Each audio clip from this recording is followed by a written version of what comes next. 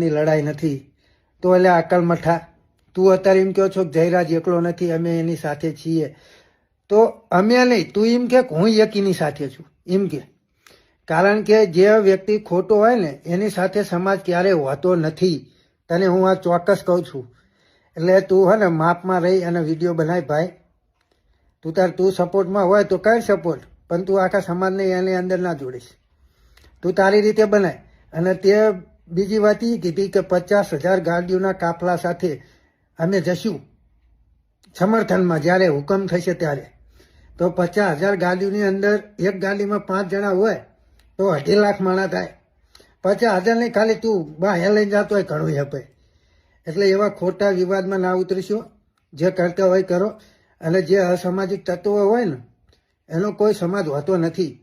અને હું અગાઉ પણ કીધું ને અત્યારે ફરી વખત પણ કહું છું કે આ બે સમાજની લડાઈ નથી.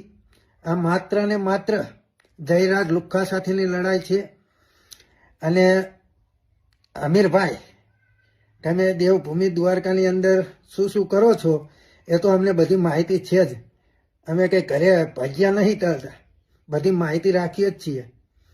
એટલે ભાઈ તમે પોતે સમર્થનમાં હોય તો ભલે હોય, બાકી આખો આહિર સમાજ નથી. તમે એ વિચારી લેજો. કારણ કે અસામાજિક તત્વોનો કોઈ સમાજ હોતો નથી. અને આ કોઈ બે સમાજની લડાઈ નથી. આ ન્યાયની લડાઈ છે અને અન્યાયની લડાઈ છે. તો જોવાનું માત્ર આમાં એ જ છે કે આમાં ન્યાયની જીત થાય છે કે અન્યાયની જીત થાય છે. જય મન દાતા, જય વેલનાથ.